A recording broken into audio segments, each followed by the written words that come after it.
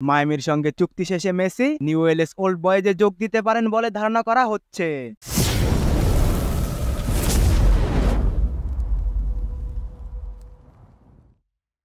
চলিত বছরের ডিসেম্বরে ইন্টার মায়ামির সঙ্গে আর্জেন্টাইন সুপারস্টার লিওনেল মেসির চুক্তি শেষ হবে।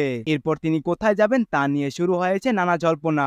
আর্জেন্টাইন গণমাধ্যমের দাবি, মায়ামির সঙ্গে চুক্তি শেষে মেসি যোগ দিতে পারেন তার শৈশবের ক্লাব নিউওয়েলস ওল্ড বয়েজে। অন্যদিকে ইন্টার মায়ামির সহমালিক ডেভিড বেকহাম জানিয়েছেন, উন্নত জীবনযাপন ও পরিবারের স্বাচ্ছন্দ্যের কারণেই মেসি যুক্তরাষ্ট্রে আসতে রাজি হয়েছেন। ইউরোপ ছাড়ার পর নতুন অধ্যায় শুরু করেন মেসি, যা যুক্তরাষ্ট্রের ফুটবলে ইতিবাচক পরিবর্তন এনেছে।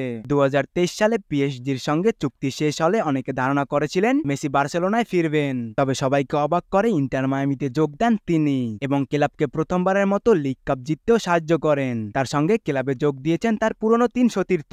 ডেভিড বেকহাম জানিয়েছেন, সৌদি আরব বা ইংলিশ প্রিমিয়ার লিগের আকর্ষণীয় প্রস্তাব উপেক্ষা করে পরিবারের জন্যই যুক্তরাষ্ট্রে এসেছেন মেসি। বেকহামের আশা, মেসি আরও কয়েক মৌসুম মায়ামিতে থাকবেন।